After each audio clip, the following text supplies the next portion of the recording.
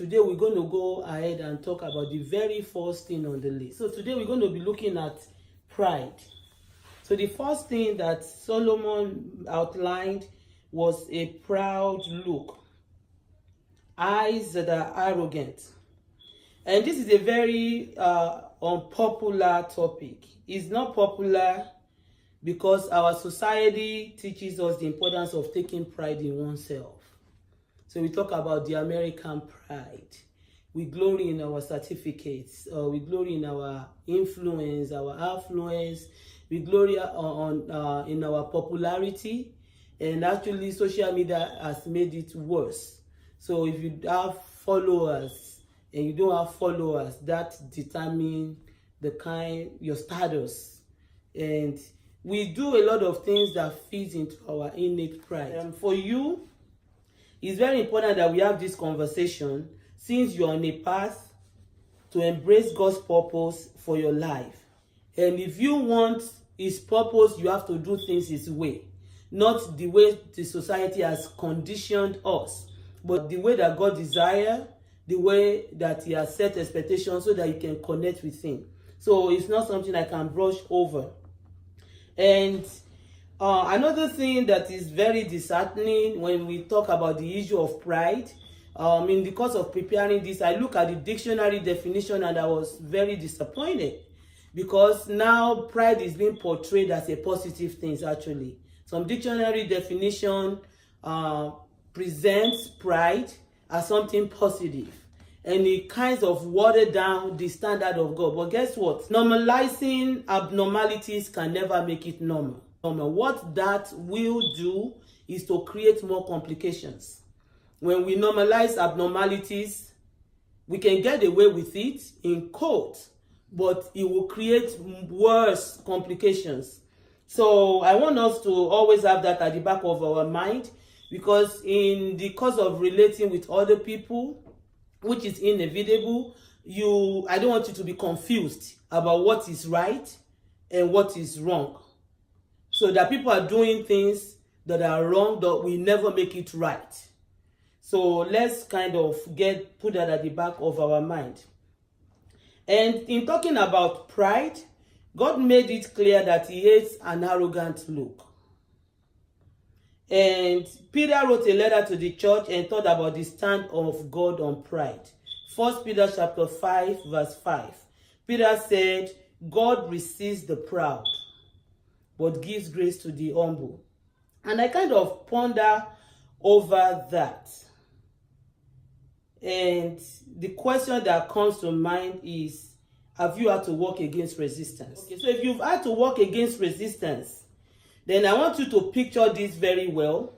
Pushing through any form of resistance will require more energy than normal for you, right? Mm-hmm. So now look at it that the one that is resisting you is the Almighty God. You know who I'm talking about? The creator of the heavens and the earth. The ones that when He says yes, no man can say no. The one that says no man can deliver out of my hand. The one that can take your breath today and nobody will even remember that you've been on earth. He has the final say, right?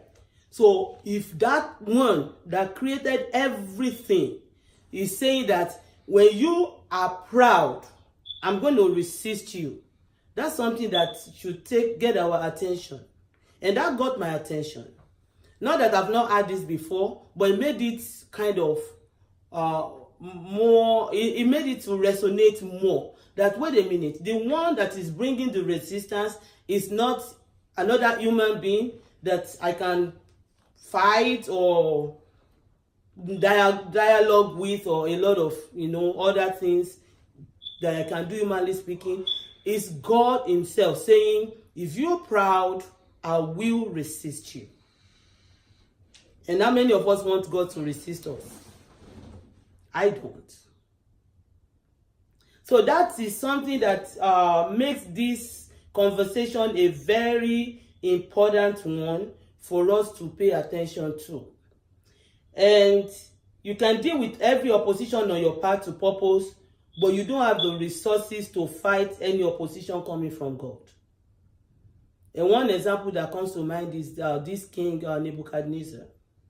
He became so arrogant, and he felt like he acquired everything by himself. It was the work of his hands and all those nonsense. And God was like, okay, we'll show you who is in charge. And he became an animal for 7 years, eating grass. That's how much resistance that you can get from God when you allow pride and arrogance in your life. And you cannot afford to have pride on the list of your weaknesses. Remember I said when we list weaknesses, it's a lot. But it's better we focus on the one that God is highlighting in the scriptures. Like, okay, you can have everything that you're struggling with, but lying should not be in your dictionary on your path to purpose. The other one we're dealing with today is pride. You have to do everything possible within yourself to make sure pride is not in your life. And this is a difficult one to deal with. I will tell you why it's difficult. Because it's not obvious. Pride is not, it's very subtle.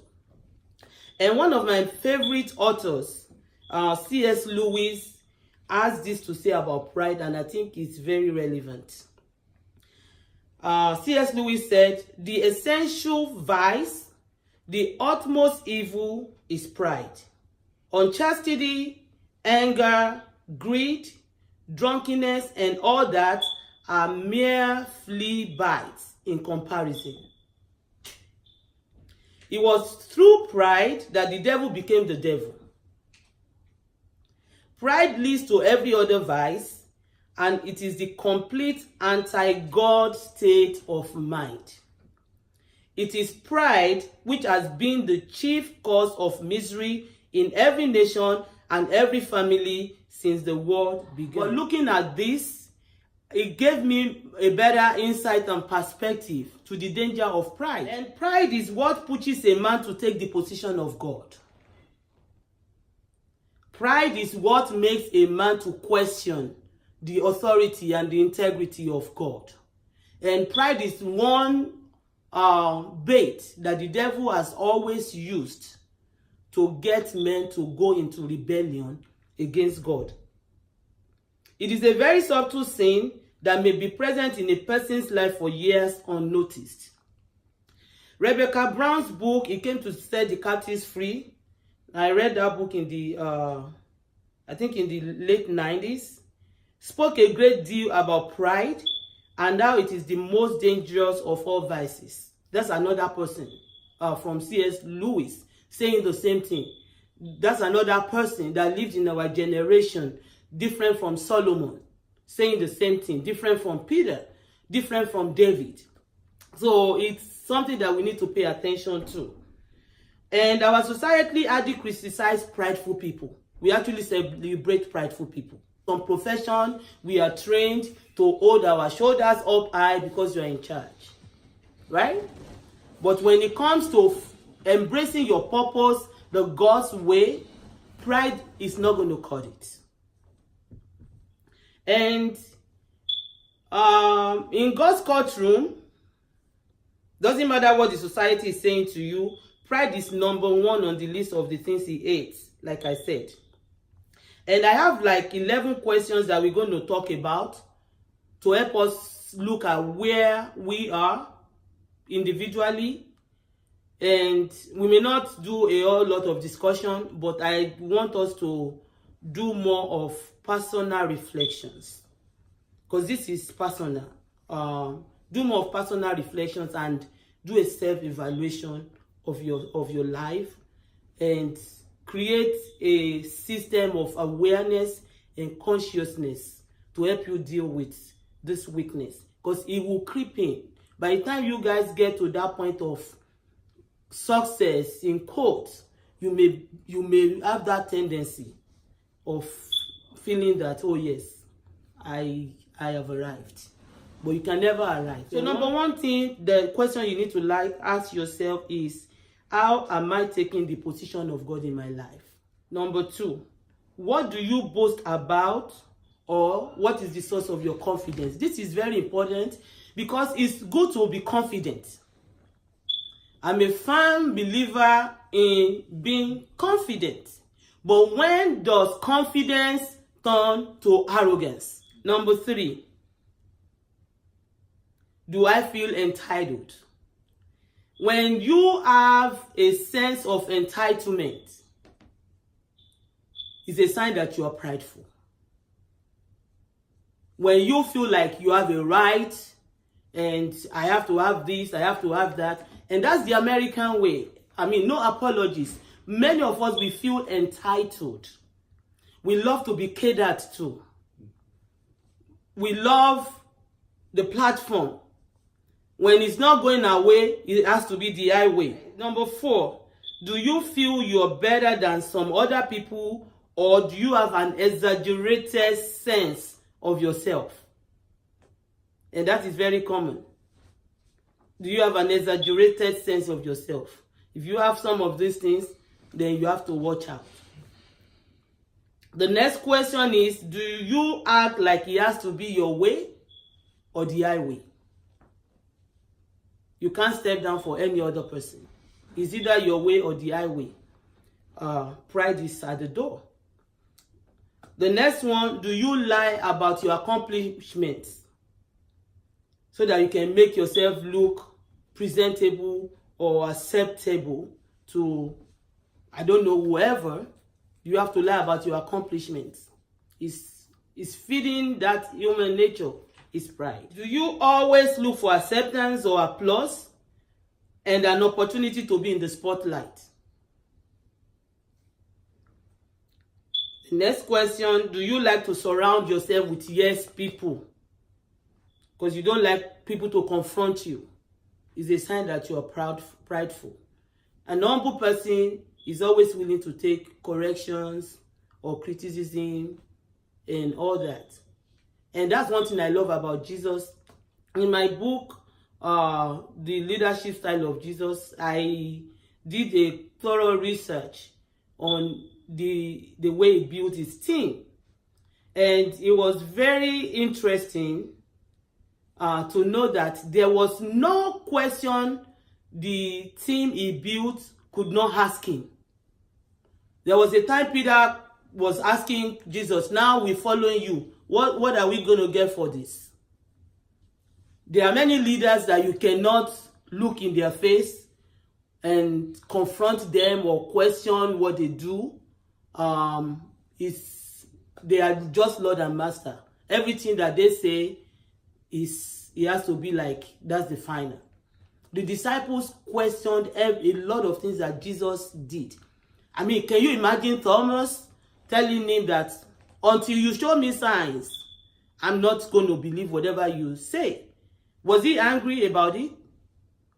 He wasn't. He gave him the facts. So if you're somebody that when they ask you for factual information and you take it personal, it's a sign that you are prideful. Do you act like you know it all? If nobody else can teach you and you have to have the final say, you are the all-knowing. I only know one person that is all-knowing.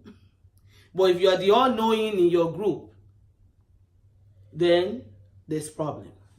When you are being confronted with things that you have done, do you call out other people's flaws to cover yours? So that you can make yourself look, at least I'm better than this person. Then it's a sign that pride is at your door. And Solomon has this to say about pride as we wrap up today. Lastly, one thing that pride does is it goes before destruction. Before any man is destroyed, pride will be introduced into their life. And a haughty spirit before a fall. So pride is not one thing you want to take along with you on your journey to purpose. And I will wrap it up at this point for today. And we'll continue from here next week.